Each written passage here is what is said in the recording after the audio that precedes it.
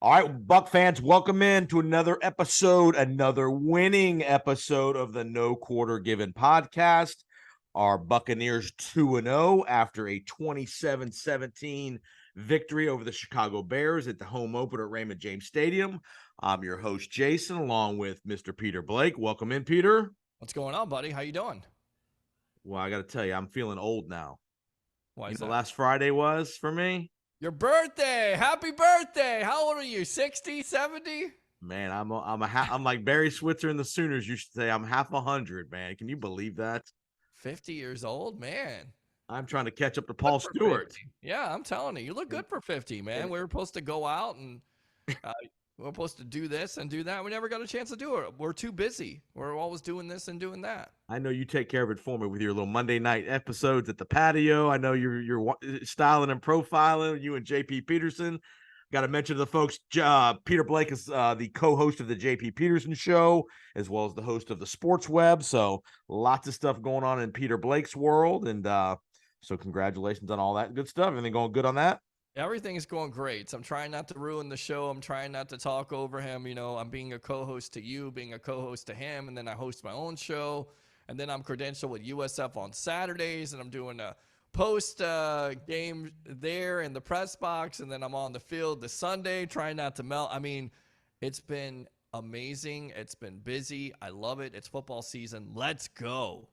Let's go 2-0 Bucs. Give the Yeah. audience a little sense of on the field how hot it was. There was a lot of talk about the heat being a factor in the game last week. Give the audience a little sense of how hot it was. Even I know you were on the field post game at 4:30, whatever time it was, but Yeah. even then, talk about how hot it was in the building. Well, you know, the biggest one for me was finding a plug that was at the 40-yard line. I had no idea. I mean, you should know that. You would think, you know, all the equipment that's plugged into the stadium, they would have plugs, so you don't have to bring anything out there. But I felt like it was going to melt. Like it was over 100 degrees. I had to sit out there for 30 minutes, hook all this equipment up. My laptop hated me that day, so it kept on changing settings and doing all this weird stuff.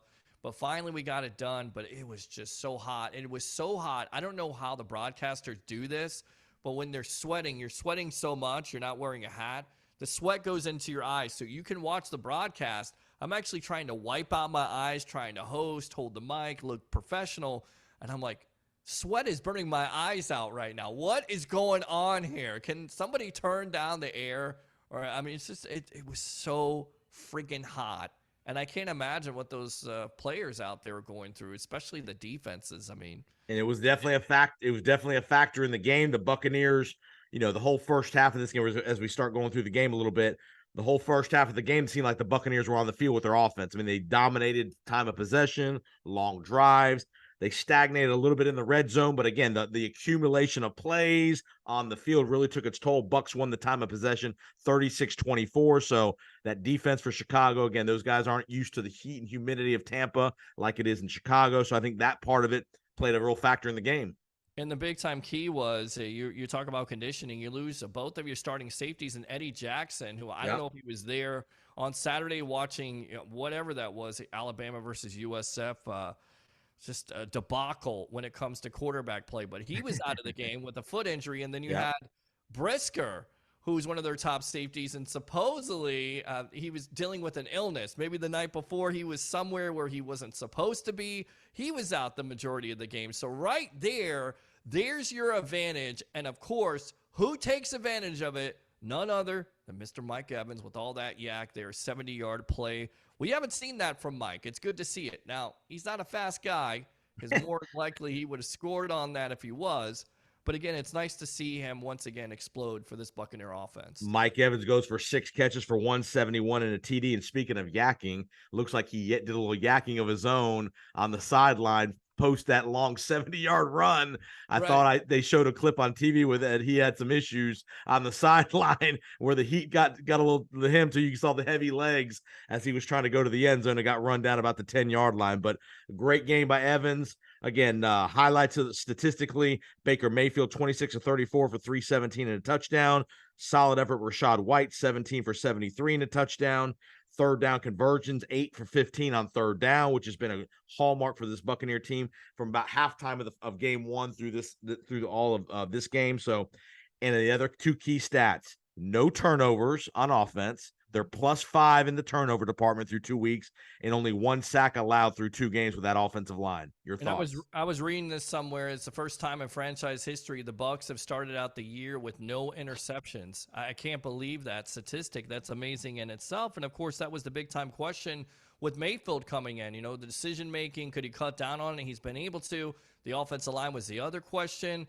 I think they had some pressure on Baker. Baker did a great job of escaping the pocket, Yep. avoiding those sacks, and making some Patrick Mahomes type of throws. Where has that been? That's what you got now. That's one of the facets in this offense you got with Mr. Baker Mayfield. And yes, it was baking on the field, but Baker was baking in that offense. And the defense had 6 sacks, 2 interceptions. Shaq Barrett, obviously, which we'll talk about in a little bit. Christian Izien with his 2nd interception in 2 weeks.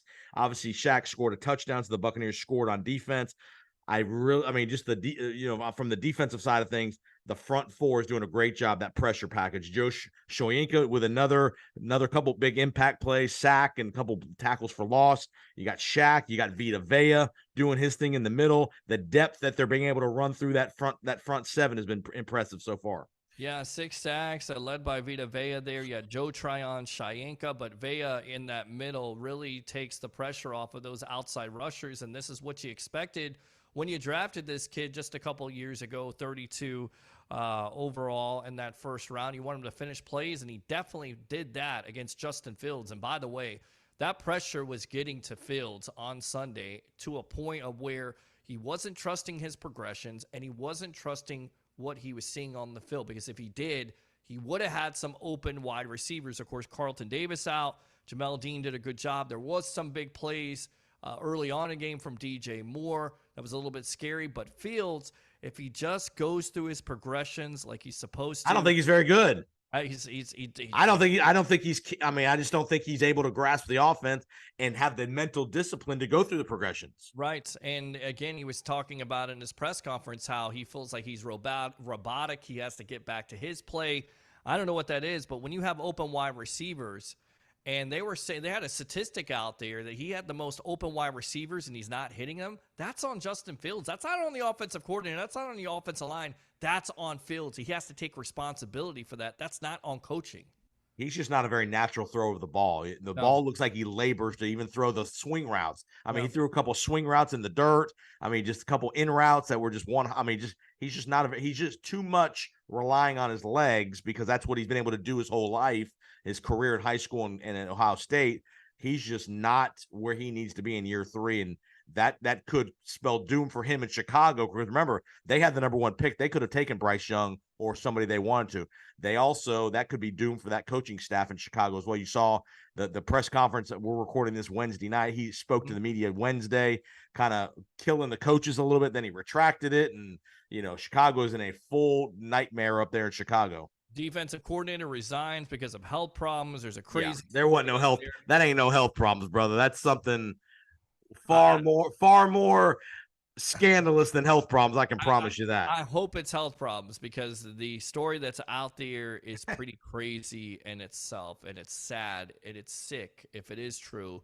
But you're exactly right now. It's a red alert with the Chicago Bears, and look at all the draft capital. Look at all the resources.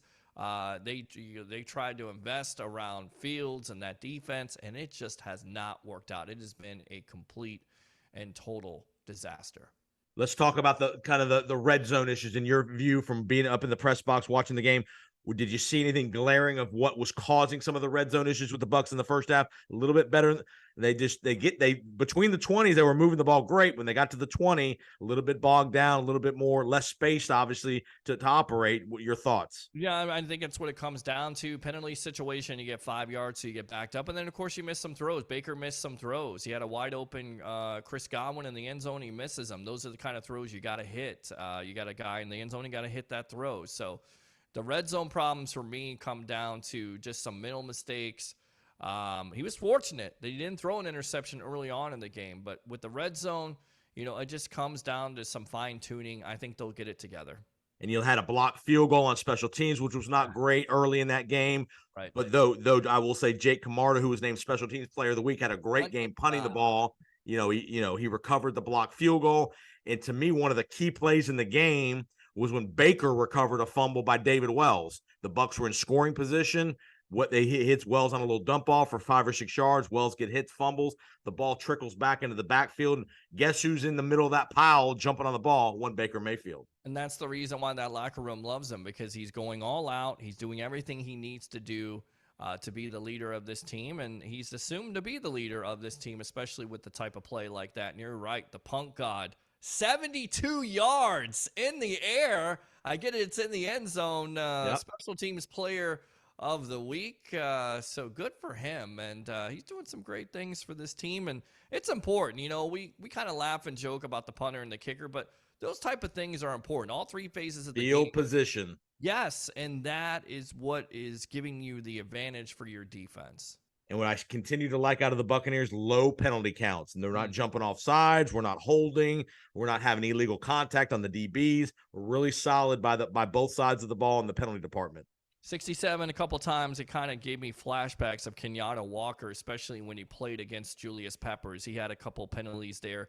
Got to clean that up, but you're exactly right. Not an overwhelming penalty situation, especially like it was last year at critical times with the human turnstile himself, Donovan Smith.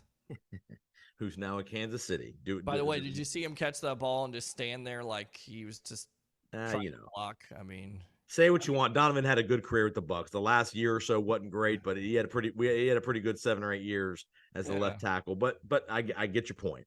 All right. So Buccaneers come out of halftime. The game was, they're up. What was this halftime score? Was it 13-7? It's like 13. I think, it was like.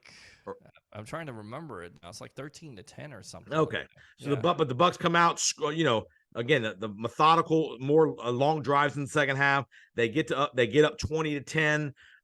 Give Fields credit; he fit a ball in tight to Claypool on a ball on the replay. Man, I'm telling you, Winfield is literally 2 inches away with his fingertips from either intercepting it or knocking the ball away. So give Fields credit on the throw there to make it 20-17.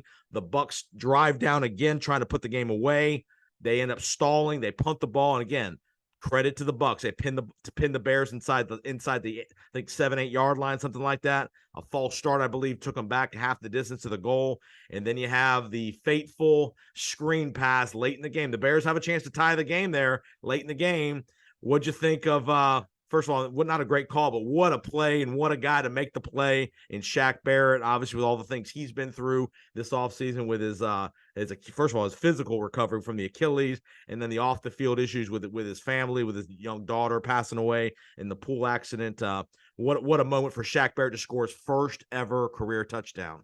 I mean, you can't say enough about Shaq. You're rooting for him. Exactly what you said. Not only the injury situation, but off the field with his losing his young daughter to drowning and dedicating that moment to her and dedicating the season. So you're rooting for this guy, and he's playing at a high level. I have to wonder, what is the offensive coordinator doing at that point, calling a screen pass? I mean, that is a terrible call by Luke Getsy. Called no confidence in the quarterback. Obviously, or run the ball or something. You're trying to do a screen. You can't run it. They got no timeouts. I mean, we're under 2 minutes. But yeah, I get no confidence in the quarterback. I guess not. And I absolutely, it was a great moment for Shaq. Definitely. And again, you saw the emotion. And again, you were there talking about the eruption in the stadium when Shaq in one-handed. I mean, it wasn't a hard ball to catch, but he did catch it one-handed. It's funny how 5 or 6 Buccaneer guys, they bull rush him into the end zone because he was kind of stood up at like the 2, and then here comes the cavalry from behind to push the pile into the end zone. It's like Jalen Hurts scoring for the Philadelphia Eagles with the offensive line. The same thing happened with the defensive players there, and that was a beautiful thing to see. It really was. What'd you think of the running game? Much better, a little more activity out of Rachaad White, 17 for 73. You had a couple carries out of Sean Tucker. I think he had 7-8 touches. You had Chase Edmonds with a couple touches who ends up getting hurt. He's now going to be on IR for at least a month with a knee injury. So we'll see what the severity of that is moving forward. But what'd you think of the Buccaneers running attack in week 2? They were committed to it. They were definitely committed to it. More successful. Rachaad showed you some things. He definitely was decisive. He was patient still, but making some moves there, making some guys miss, breaking some tackles. That's exactly what you want from your bell cow runner. We know all about Tucker and the potential he has. It's a shame because Chase Edmonds, had a couple of big time runs, and now he's hurt. He hurt his knee, so he's out for 4 to 6 weeks.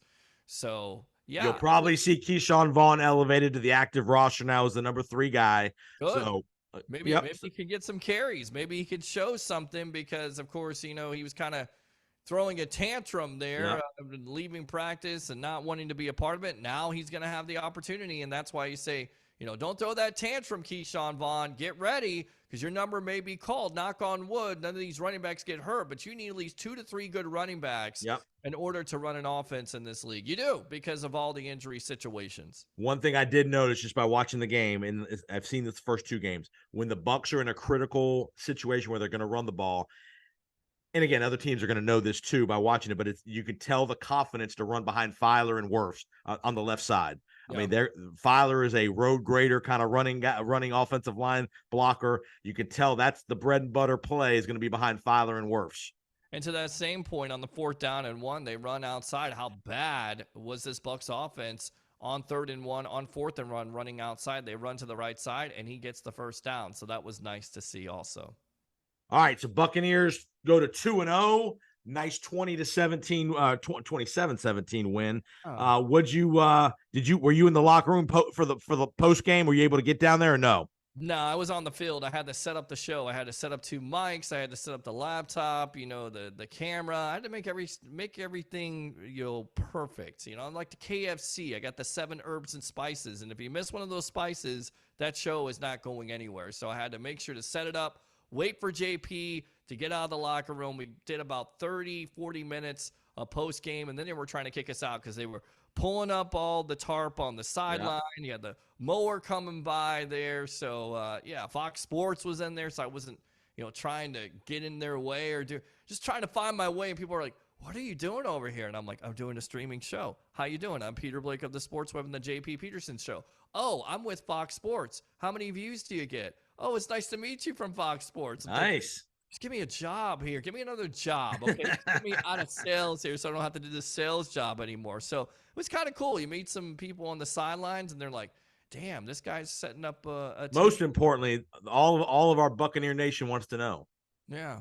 How many plates did you have in the press box? At least 3 to 4, bro. I'm not gonna lie. Like, it's a nice spread. It's a nice spread for an NFL game, right? Yes, it's a lot better spread than the one the day before. Yes, USF in Alabama. Now, if you like chicken wraps and ham and cheese sandwiches, and a cookie and an apple, yeah, that's different. And I told you this. I told you did. The powers, it was gonna be like this. I was disappointed. I figured USF would be a little bit more over the top with Alabama in town, but apparently you warned me, but that was not the case. No, that was not the case, but the spread was a lot better, and I kind of missed out on the chicken fingers because I wanted to go back up there, and I went back up there to the press box to check if they had chicken fingers because they do that after the game for the press people. There was no chicken fingers left. Did you blow in and see Moose Johnson and Joe Davis from Fox, or did you see any of the? Did you see those guys walking through? I didn't. I did a bad thing. I actually got up late, got out there late, had to deal with traffic, and then had to deal with some other stuff. Peter, come on, bro.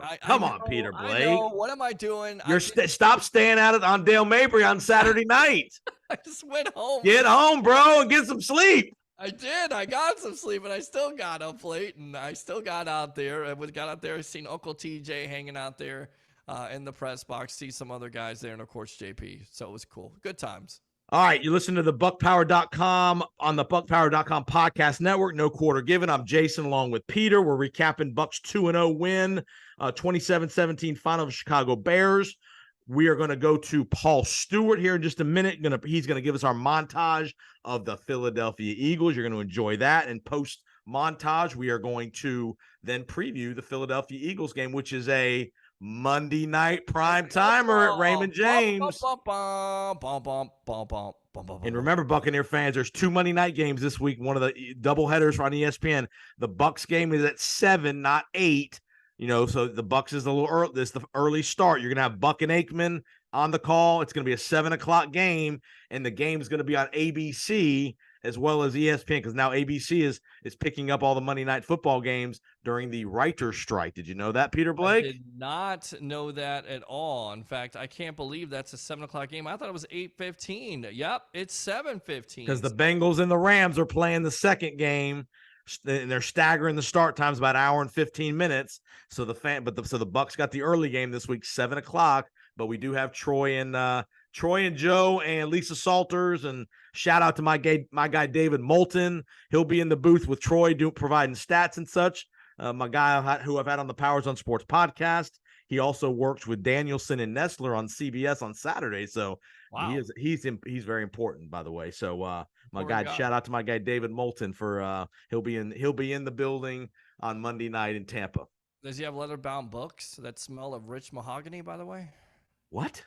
Yeah, you said he's an important person. You said he's an important guy. Is he like Anchorman? Does he have leather-bound books that smell of rich mahogany? No, but he knows all the rich people. He knows a lot of people, you don't man. get the joke of Anchorman? Come on, man. Will Ferrell. I know the movie. I don't remember the line though. I gotta admit. Oh my gosh. My bad, man. You need to get out more.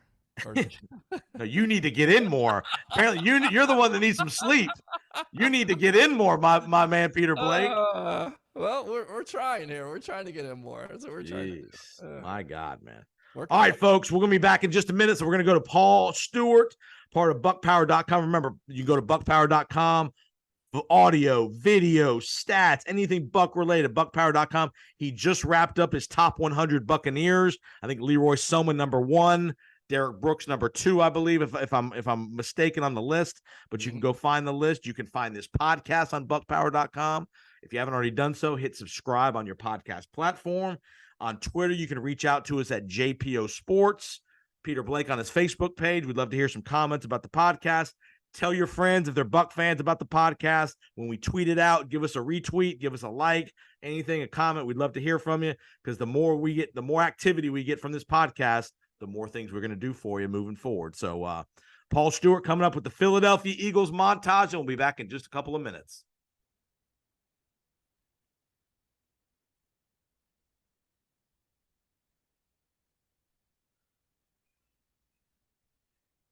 All right, Buck fans, welcome back. No Quarter Given podcast. I'm Jason along with Peter. Hopefully you enjoyed Paul Stewart's historical montage of the Buccaneers and Philadelphia Eagles. We've had some memorable moments over the years. I know Peter Blake. We're recording this on Wednesday. Peter Blake just had a stimulating interview on his show, The Sports Web, with one Ron Jaworski, who's been involved in some of the Buccaneer Eagles stuff back in the late 70s, early 80s. How was your chat with Mr. Jaworski? 40 minutes. He wants to come back, and he wants his own walk-up music because he was jealous of the great Leo Haggerty having his own walk-up music. So it's always a good thing to talk to a guy who's a former Philadelphia Eagle player, of course, ESPN analyst forever. Analyst, NFL matchup, and we got 40 minutes of great content there. I'm going to cut it up, but he even talked about the 1979 Tampa Bay Buccaneer team. He had some great comments there, and also talked about Baker Mayfield. So be watching for that. I'll put that on Facebook and, of course, Twitter, X, whatever the hell they call it now. I don't know. By the way, did you know Ron Jaworski owned the Philadelphia Soul of the Arena Football League for many years with guess who? Who was his partner? John Bon Jovi. There you go. Attaboy. Yeah, and he was actually still a better owner than AB, Antonio Brown. Oh, God. One thing we forgot to mention last week on the podcast that I definitely want to mention was the passing of Mike Williams. You know, he had the former Buccaneer wide receiver out of Syracuse, I think it was a 4th-round draft pick, came onto the scene with a great rookie year, had a couple of really good years with the Buccaneers, and then he kind of faded a little bit. I don't know if he had I know he had some off the field stuff with some off the field issues he had, but again, he had a construction accident here in the Tampa Bay area.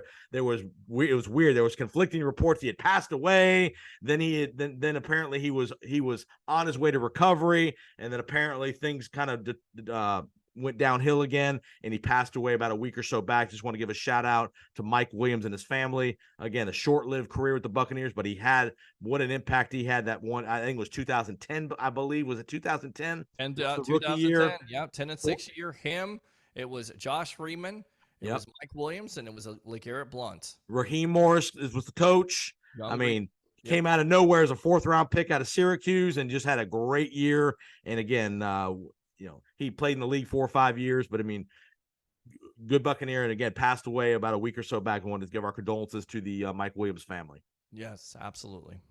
All right, Peter Blake, Monday night, Not many people a month ago would have thought 2-0 Buccaneers. A lot of people would have thought 2-0 Eagles coming into Monday Night Football. We got an opportunity here, if the Buccaneers can win this game, to make a statement across this league. A lot of people think the Eagles are, if not one of the top 3-4 teams in the whole league. Obviously, most people think them and the 49ers and maybe Dallas are 1, 2, 3 in the NFC. This is a great opportunity for the Buccaneers, home game, Monday Night Football, to show their back. Absolutely. Show their back, and you got a tough matchup because you got Jalen Hurts, who's coming off a contract extension, can do so many things when it comes to RPO. You also have weapons on the outside in A.J. Brown and Devontae Smith, and they also got DeAndre Swift from the Detroit Lions, which certainly seems like it's helped their running game out. Went for 175 last Thursday night against Minnesota. Yeah.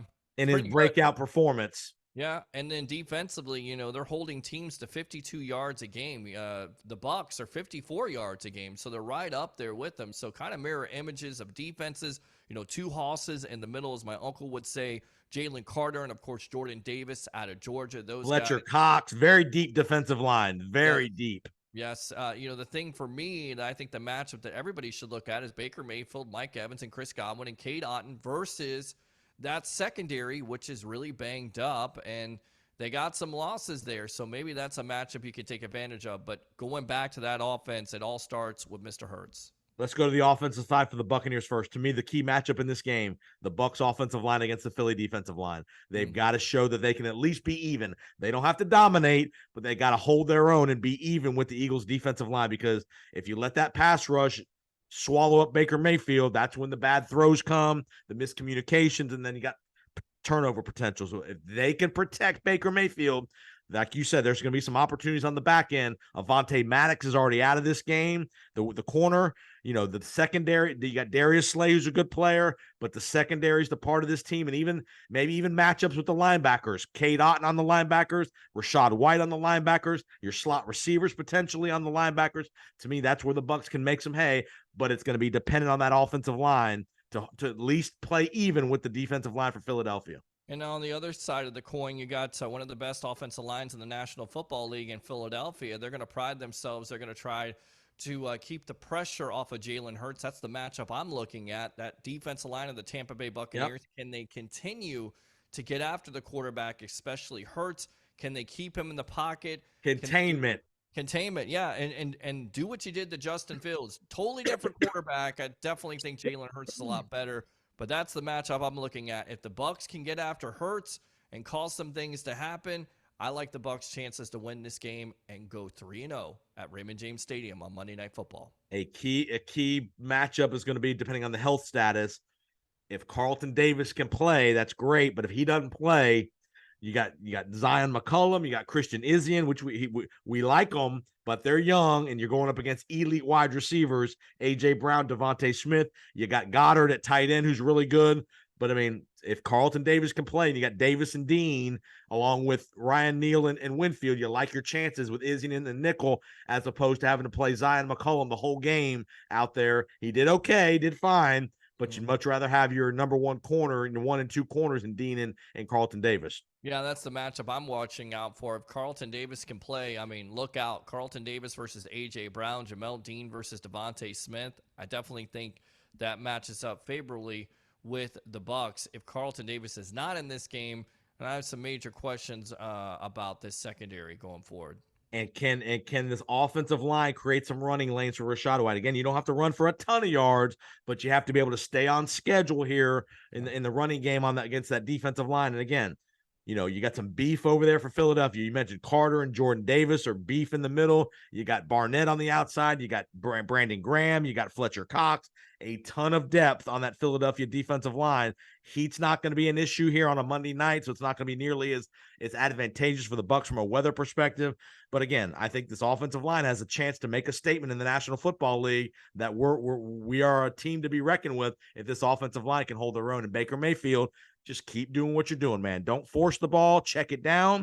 If you got to punt, we punt. The defense has shown they can hold up, punt the ball away. Every possession ends in a kick, field goal, punt, or kickoff.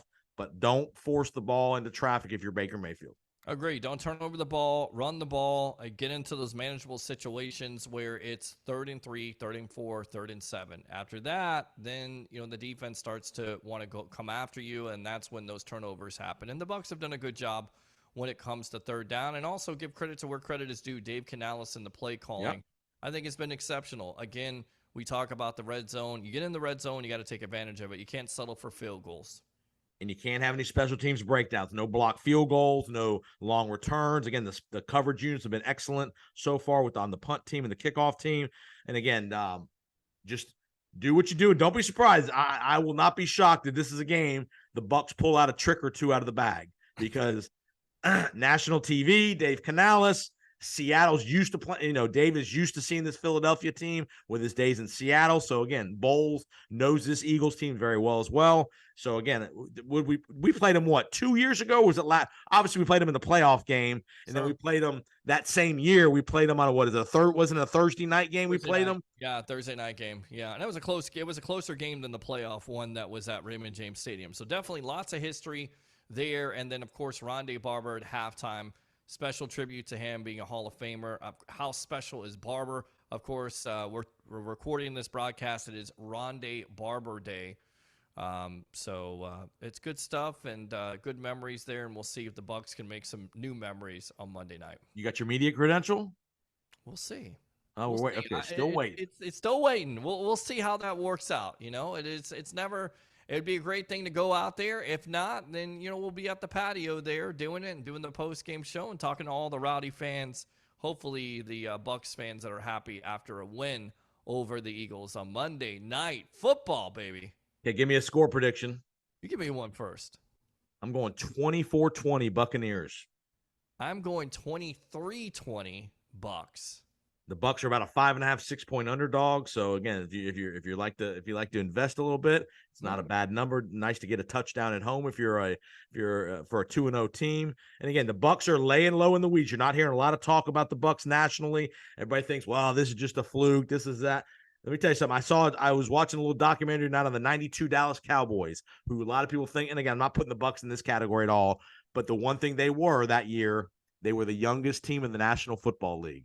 The 92 Cowboys, who a lot of people think one of the best teams of all time, was the youngest team, and we are getting massive production out of the youngsters. Trey Palmer, Izzy, McCollum, Cody Mauch, Gedek. I mean, a lot of young guys are contributing to the success. So it can be done, guys. You don't have to have all veterans. And here's the other part you notice. Just the team speed is so much better than it's been the last several years. Oh. You're not, even though if the technique's not as good, the ability to recover and make the tackle, like we saw the tackle Antoine Winfield. I mean, just the speed on the team is so much improved that just makes life a lot easier for the play calling. And again, you love Tom Brady because he's the greatest of all time, but the mobility of Baker Mayfield is making things happen, and that's refreshing for this offense. No doubt. All right, so 24-20 for me, 23-20 for Peter Blake. Monday Night Football, folks. Have a great week. Remember, buckpower.com. We're part of the buckpower.com podcast network. Check it out. All the great doings for Buck fans. If you want to listen to the Buccaneers broadcast, if you want to listen on the Buccaneers app, you can listen to Gene, Dave, and TJ on the app. Or if you're in the Tampa Bay area or in the state of Florida, find your Buck affiliate. Here in the Tampa Bay area, it's 98 Rock.